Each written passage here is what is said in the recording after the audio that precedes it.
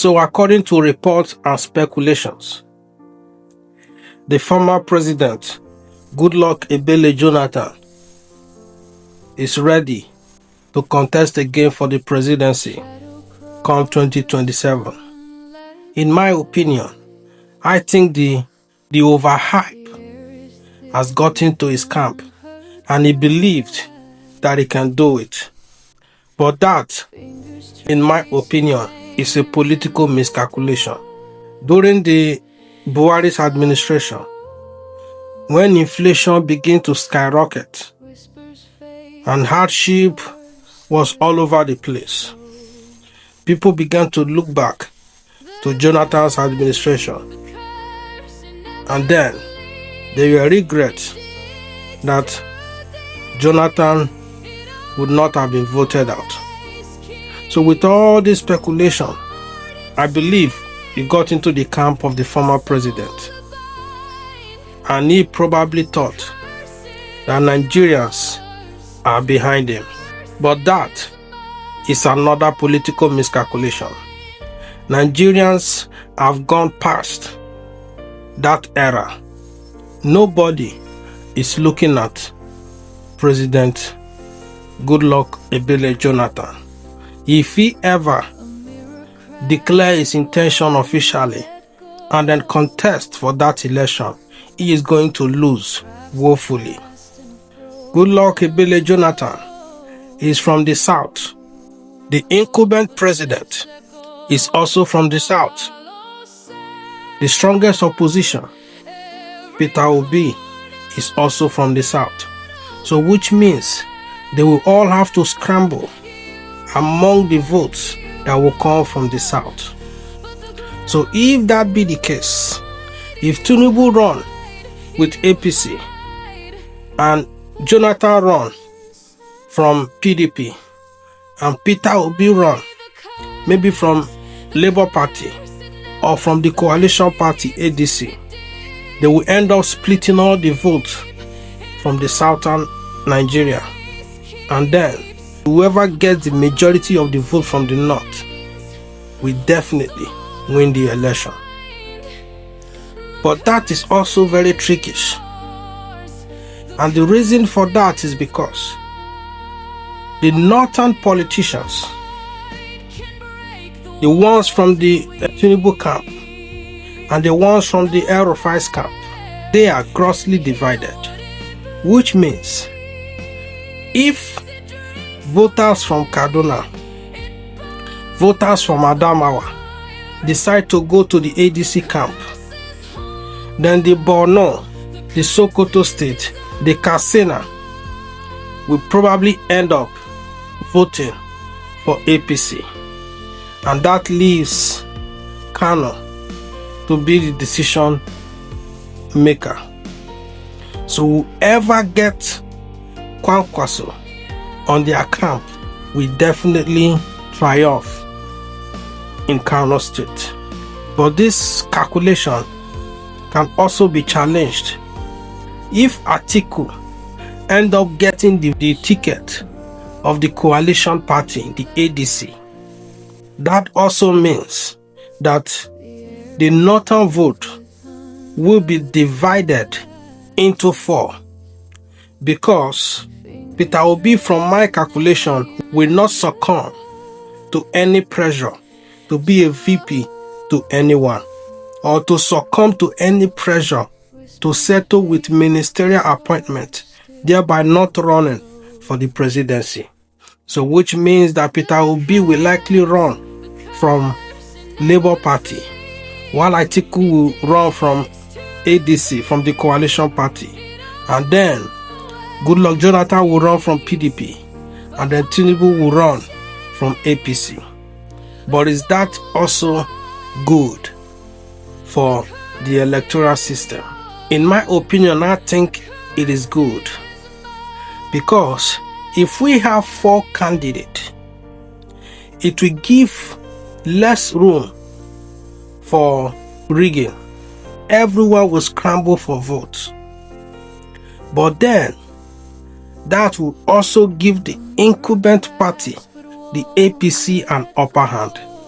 So In my political calculation, if that happens, Atiku end up running with ADC and Peter Obi running with Labour Party, Goodluck Jonathan contesting from PDP, and the incumbent candidate Tinubu running from APC, that will be a total landslide for APC. The only chance that the opposition will get is if PDP, ADC, Labour Party, and every other opposition come together. At least these three major oppositions come together to support one candidate. That is the only chance they will get. Unfortunately, that cannot happen. And the reason for that is because PDP is already a party in shadows. Nobody knows who runs PDP. If PDP was supposed to be independent from APC, the only candidate that would have wanted to run for PDP will be Wike. If PDP was independent from APC, if there is no influence of APC in PDP, Wike would have come out to run, to contest under the umbrella of PDP. This is a master plan. They want to get someone to run under PDP.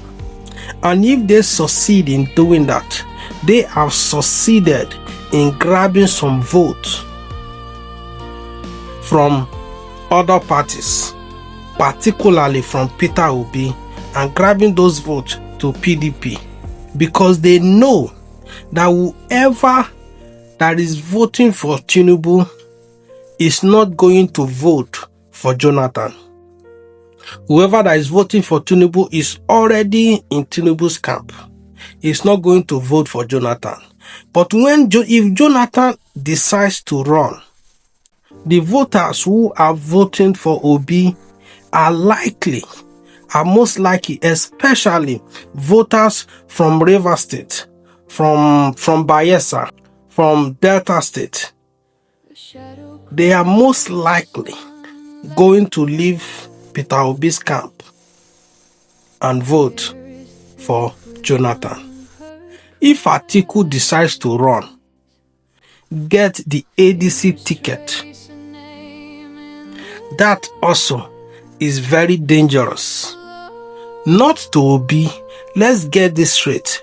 If Atiku gets the ADC ticket, he is not a threat to Obi in the south, but he will likely be a threat to Obi in the north, because the south, the southeast, and the southwest are going to vote for Peter Obi regardless of the party he contests from. But that also means that the northern states, especially Kaduna, Adamawa, are most likely going to stick with Atiku. Already, Borno State, Nasarawa, Katsina, and maybe Sokoto are going to get a majority vote to APC. Now that leaves us with Kano State. Like I said, whoever gets Kwankwaso on their camp is going to win Kano State, because Kano is very loyal to Kwankwaso. Kano voters are very loyal to Kwankwaso. So whoever Kwankwaso tell them to vote, that is who they are going to vote, because they believe that whatever Kwankwaso says is for the betterment of Kano State. In my calculation, if these four candidates run, Tinubu is winning. That is a landslide. But if the whole opposition come together and endorse only one candidate, and the strongest candidate is Peter Obi, they have a very good chance of winning. But that is also unrealistic, because PDP can never align with the opposition, because APC already have footprint in PDP, and that is the real fear. This is Cost Narrative. Thank you for watching. If this is your first time, please subscribe to my YouTube channel, and of course enable your notification button so that you will be the first person to be notified whenever I put out a video. Thank you and God bless.